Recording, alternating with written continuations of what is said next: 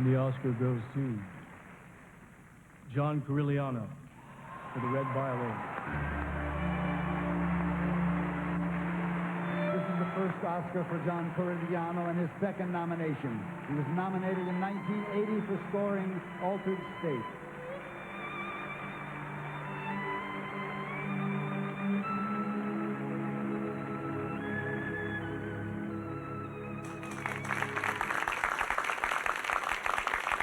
Welcome to Conversations, Lehman College's series of discussions with major theater and musical artists of our times. For the first of a four-part chat, our guest today is the celebrated composer, winner of both an Oscar and a Pulitzer Prize for music, my old and dear friend and collaborator.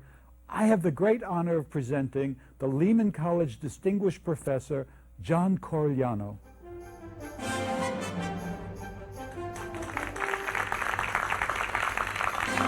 Welcome to Conversations. Thank you. Thanks. Thank you, Bill.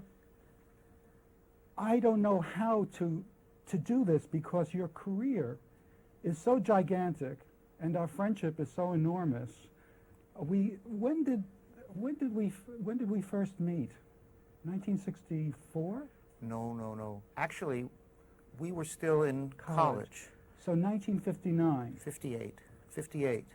We met in 1958. You were at Columbia studying music, and I was at City College majoring in Latin. Right.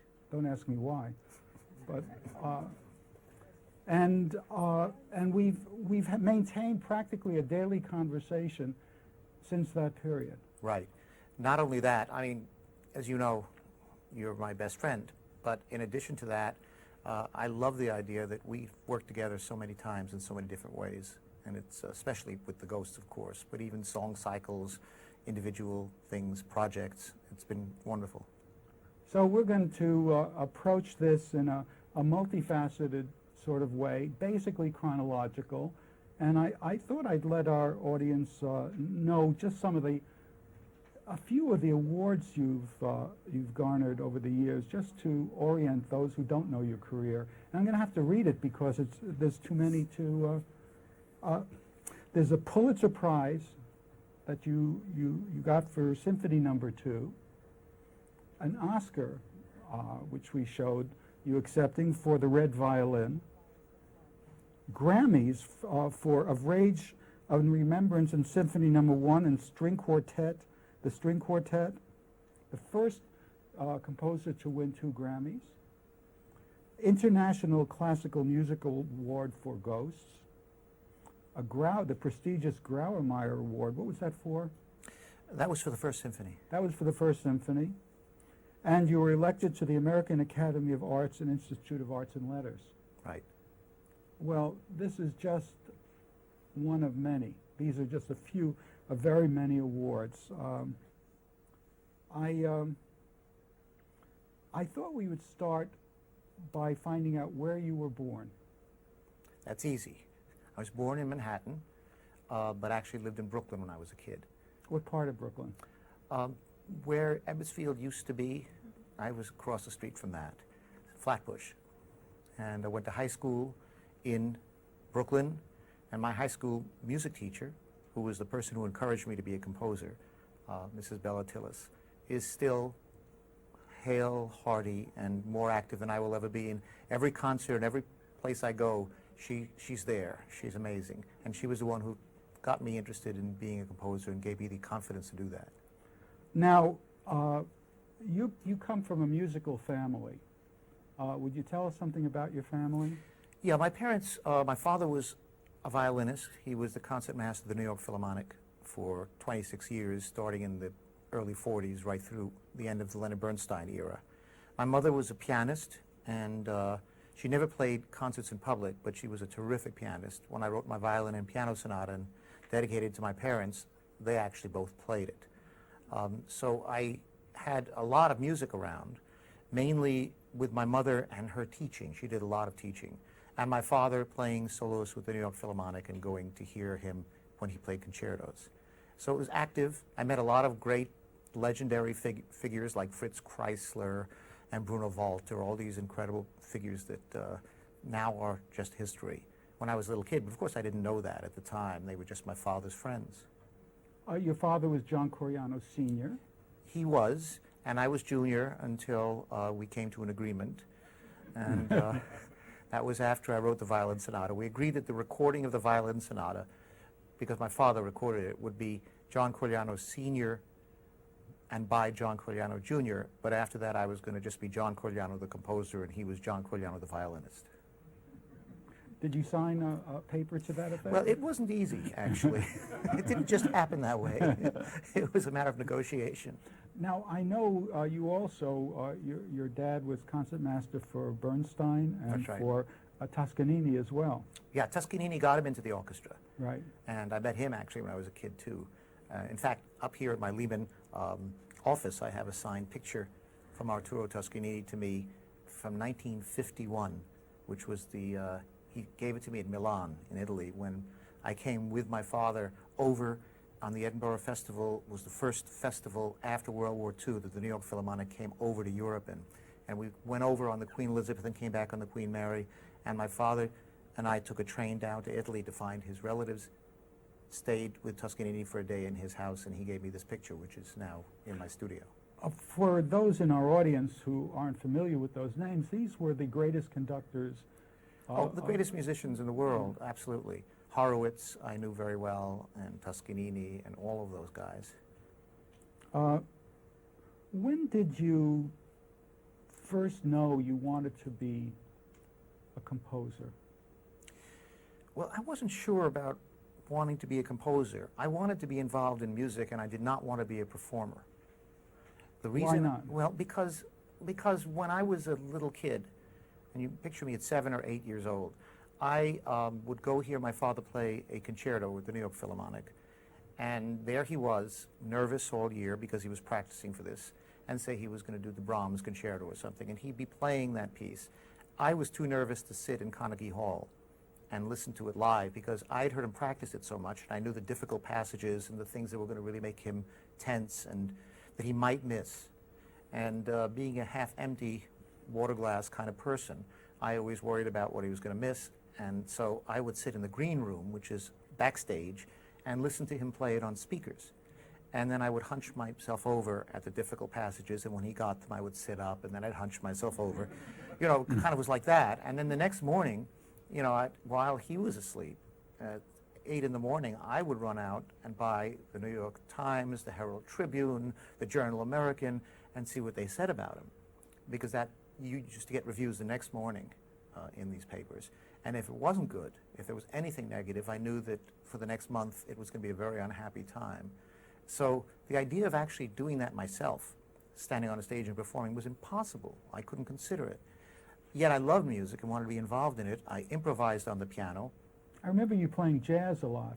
I did. I played jazz and I played everything by ear. I didn't read music really until I got into college, barely, because my mother gave me 2 piano lessons and we had a fight, and that was the end of my piano studies.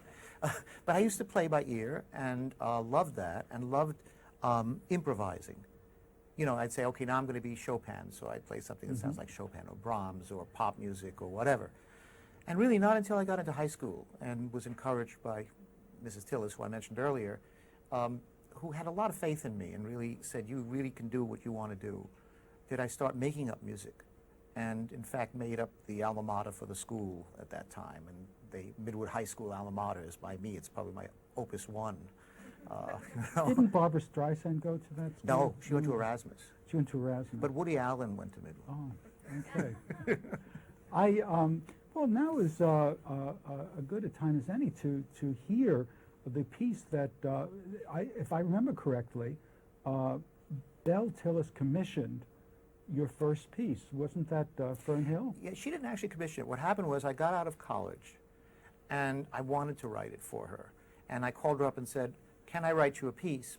Now, you have to understand the Midwood chorus learned by rote, basically. A few of them read music, but, you know, most of the kids didn't. And she said, don't make it too hard and don't make it too long. Well, it turned out to be a 17-minute piece, which they had never sung anything 17 minutes long. But it was not too difficult for them, and she gave the world premiere of that in Midwood High School. And I wrote it for her, and it's a Dylan Thomas poem about his youth in the farm Fern Hill, where he would go every summer. And it says, time held me green and golden. And it talks about youth that way. And I thought it'd be a wonderful poem for young people to sing. Why don't we hear it? Okay, let's hear a little of it.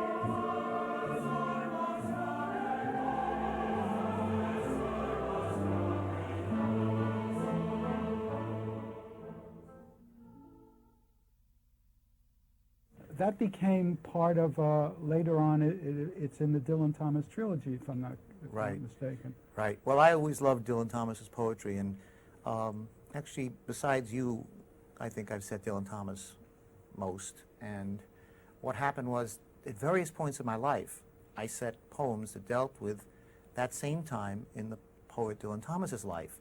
Fern Hill was about his youth, and I wrote it, just as a young man trying to write music. Then he wrote a piece called Poem in October, which was the celebration of his 30th birthday. And I set that when I was about 30 for the Chamber Music Society of Lincoln Center for their opening season. And then he wrote a poem, very sad poem, called, this was called Poem on His Birthday, about his 35th year and his, alcoholism and depressions and finally seeing the beauty of life again. And I set that for the National Cathedral and did all three of them in 1976, and it became a trilogy, which I finally completed in 1990s with the prologue of Dylan Thomas opening both the opening Fern Hill and Poem in October. So it became a full evening, and each one of the pieces was written at a various different point in my life, and it talked about a different point in Dylan Thomas's life. And all starting with All started with Fern Hill. Fern Hill, Yeah. that you wrote for Mrs. Tillis at Right. Midwood High School. Right. I think you remember Mrs. Tillis. Oh, every time I go to one of your concerts, she's there. She's there. I love Absolutely. her. And I was curious, who were your role models in this early time? Well, I got interested in composing in classical music and new music, contemporary music, in a rather strange way. It was in high school. My mother decided that she would give me a birthday present, and she gave me a choice. And actually, she gave me two choices. One was a reclining lounger, which I always wanted, because I love reclining. And the other one was a hi-fi set. In those days, monaural, but the LP record was invented, so hi-fi. And lucky for me, I picked the hi-fi set, because I don't know what I'd be now if I had picked the other. But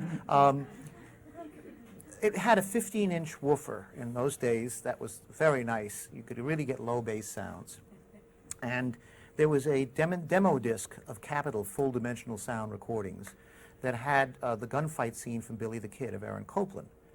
And I played it mainly because of the bass drum in the gunfight, which resonated through my neighbors' houses as I played it, because it was so great.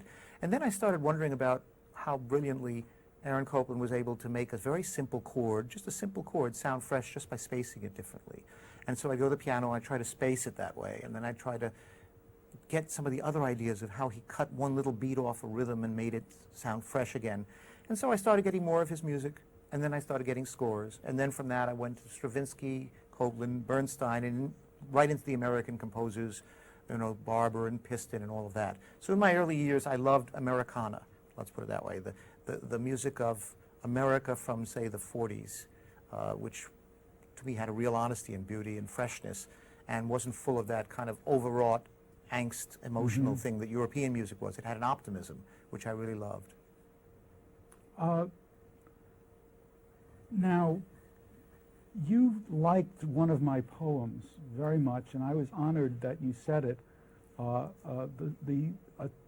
You liked a poem of mine, The Cloisters, and then you asked me for a few poems on the subject, and then you set the whole thing. The whole thing. Well, what I loved was he wrote a poem called The Unicorn, and it was because Billy grew up near the Cloisters, and so he spent a lot of time there, and it was a poem about the Unicorn Tapestry, which is in the Cloisters, the famous one, the unicorn in the with the fence around, you know, that very beautiful one. And it was a poem about the unicorn and the philosophy of the medieval times, that love goes and sight goes from the object, from the eye to the object, rather than the other way around. We see the vision proceeds from the object to the eye, rather than the other way around. Which has to do, in a sense, with a kind of love that is rather, shall we say, obsessive. And it romantic love. Yeah, it was very romantic, and it was a wonderful poem, but I didn't want to just set that, and he set that in a certain time of year, okay? And so I said, why don't we write a song cycle together, and what you would do is write 3 other poems about 3 other kinds of love, like one of them is a Christmas song about religious love, and it's a gospel thing, really. It's really a wonderful one, Christmas at the Cloisters, all about the cloisters and all about different kinds of love, and all about each one a different season. And that was my first song cycle. That was the first time I wrote anything for voice and piano. And do you remember the premiere of that? No. Oh, I have to tell you, this is... No, not at all. Well, what happened was, this is my beginnings with the distrust of the media, let's say, in a certain way. But what happened was, it was sung in town hall. And oh, no. Yes, you remember now. Oh, no, I have selective memory. The mezzo-soprano who sang it didn't want to use the music, which I completely approve of. But she also didn't know it, which I don't approve of, and the music would have helped. So what happened was, she got up there, and there were this whole audience, and where we were for our song cycle. She'd forgotten the order of the words, so she put the words in different orders, so it sounded more like Gertrude Stein than Bill Hoffman. And then, of course, the notes followed, and they were kind of improvisation. And he was looking at me during the performance and going like this. I still remember you going like that. I mean, it was her something. Delivery was rather strident. And it was amazing, because it was She an didn't improvisation. lack confidence. She didn't lack confidence, and the New York Times loved it. That was my questioning of the media. I said, what would they have said if they heard our piece? You know? But that was a memorable premiere. I think after that we should hear a little bit of it. Oh, God. Will you cue it up, please? This one's played right and sung by a baritone, though.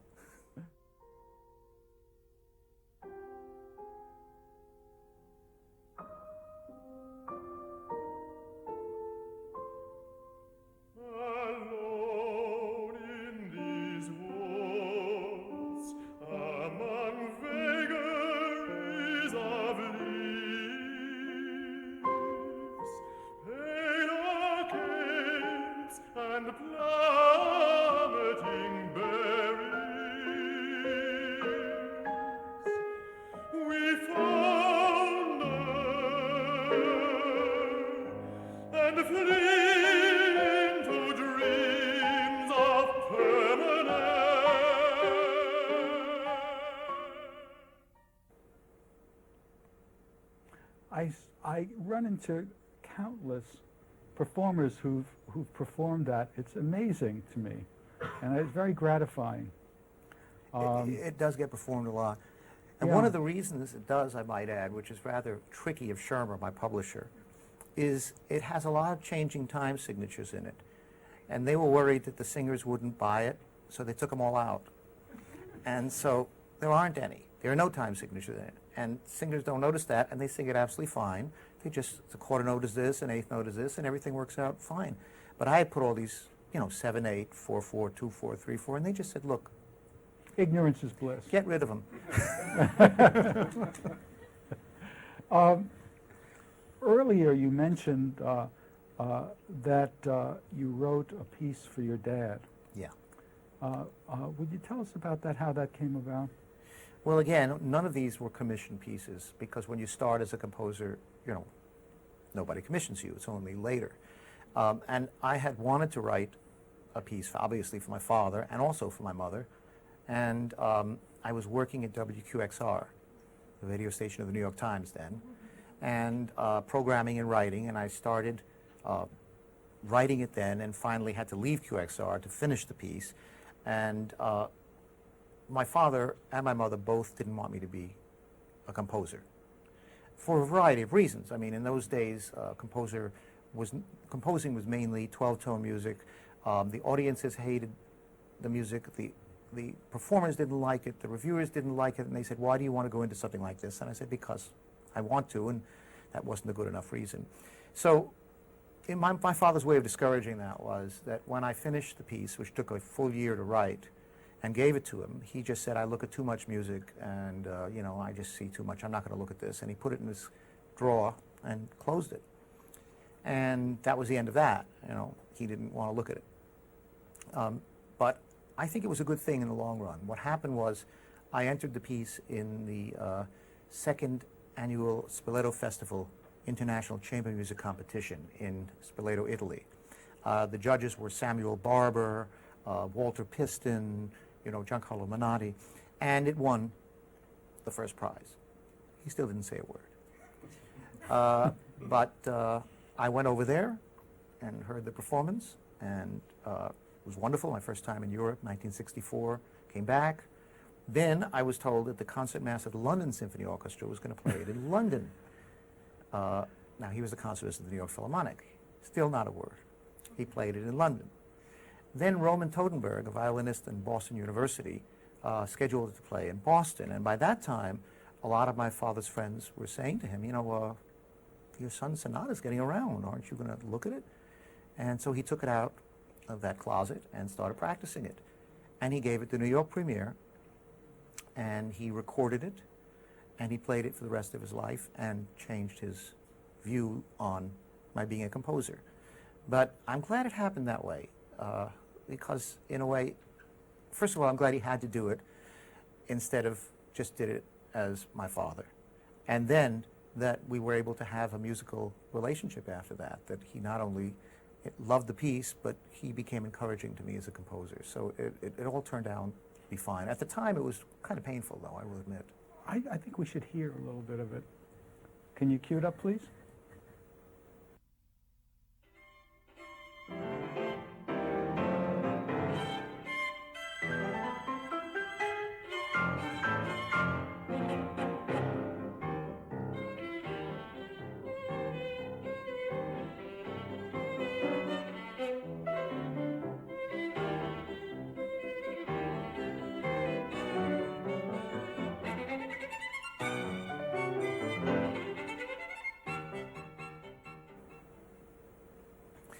That was my father playing, by the way, that recording. I remember your dad very well, and he was a difficult man. He was tough. He was tough. Yes. And just one of the great violinists. Oh, yeah. He was a great violinist, and also in the great tradition. You know, he actually studied with the legendary Leopold Auer, who taught Heifetz and Milstein and all the great violinists, who was a Russian teacher and who Tchaikovsky had dedicated his violin concerto to until Auer said it was unplayable, and then Tchaikovsky crossed the dedication off, of course. But I mean, he was the legendary teacher, and he had that incredible grand manner, which really was wonderful. So your background was classical, and yet you already had a bent for the contemporary, and so your career was launched. Well, there's no such thing as really launching a career as a composer, because you just got to build it slowly. It doesn't launch, unfortunately. There's no, unless you write a 2-hour piece that gets played by the New York Philharmonic as your Opus 1. But basically speaking, you start out with littler pieces, you get friends to do them, or people you know, they get played, somebody else hears about it and says, "Write me a piece," and little by little you build this catalog of pieces, and then it happens. But there's no single event, I don't think, ever that's launched a composer. Yours was a gradual infiltration. Yes, infiltration is the word. In Yes. enemy territory. In enemy territory, yes. Well, you're right. Of course, that's because I was always a sort of a rebel. And when I went to Columbia in the 50s, the music department basically taught 12-tone music and serial music. And there I was composing stuff like that. And they were saying, why are you doing this? And of course, one of the reasons was because you're telling me not to. Same reason I went into composing. I mean, I'm very, rebellious about that. I'm not going to be told what kind of music to write. But in addition, it's music I loved. So I just kept changing, and I've changed a lot as a composer, but always out of curiosity, not out of a kind of need to do something because other people want it. John, I'm getting the high sign to wrap up this this segment, and I can see that this is going to be a terrific series, and we're going to go to 3 parts. Okay. Sure.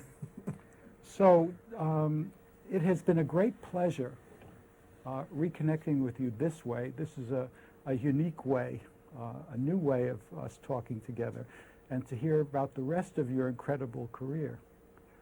Thank you, John Corigliano, and our studio and home audiences for joining us today. We hope to see you again soon for further conversations.